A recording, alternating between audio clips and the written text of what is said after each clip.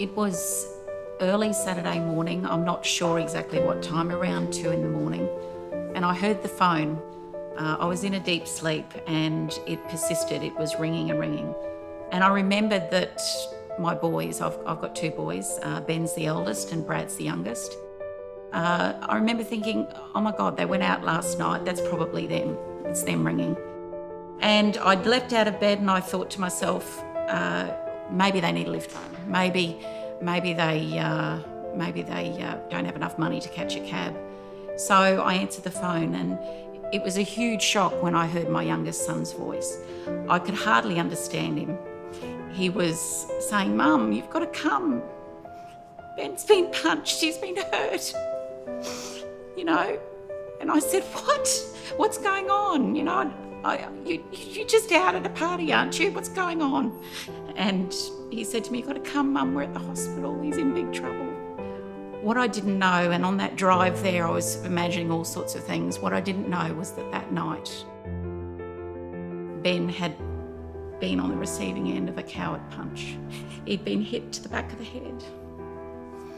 And I could never have prepared myself for what I saw when I got to the hospital. At the hospital, I was greeted by two police officers. They weren't in uniform, and of course I thought the worst. And they said to me, he's okay, come with us, they're looking after him. So we went in and, they opened the curtain and I saw his face, and his first words to me were, Mum, don't cry, I'm okay. So I went in and kissed him gently and said, Benny, look what they've done to you. How did this happen? How did this happen? I don't understand. And of course, he couldn't talk. His face was a mess. His mouth was swollen. He had teeth missing. His arm was in a sling, and I really didn't know what to do at that moment. A doctor came in, and he said, "We're most concerned about the blow to his head. We're doing MRIs. We'll come back to you and let you know how he's going." So I waited with him, and it wasn't too long before they came back and confirmed that he had a broken nose. He had 3 teeth missing. One was completely knocked out at the scene. I later discovered that at the scene of this horrible thing, there was these chaplains, there was these people, I call them angels. They were there with my Ben, and they picked up his tooth. They waited with him while the ambulance came. You know, an innocent night out in the valley with his friends. They were going to a 21st party. It was at a private venue, and they were just walking on the streets. I said to my son, I can't even imagine what happened. So I will be forever grateful. I praise the work of the chaplains. I praise the organisation for their mission. I cannot imagine what the result might have been if you weren't there that night when Ben was assaulted.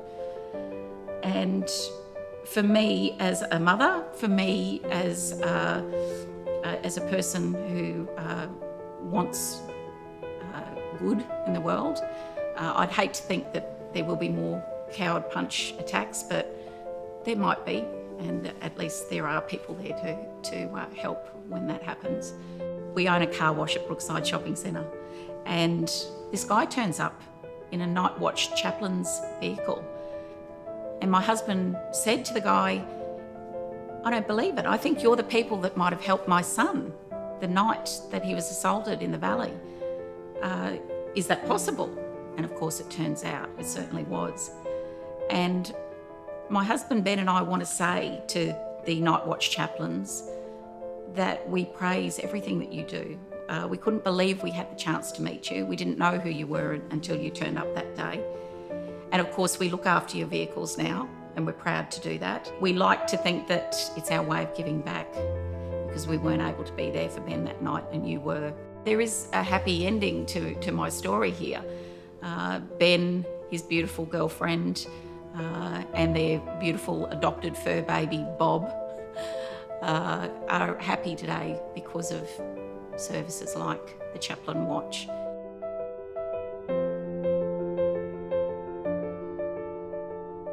As a mum, can I say that no one ever thinks that this is going to happen to them. We never did think it would happen to us or to our Ben. These night watch chaplains are on the streets in the early hours of the morning and in the darkness of night when we can't be. They're there when the good times go bad. Please support them in any way you can.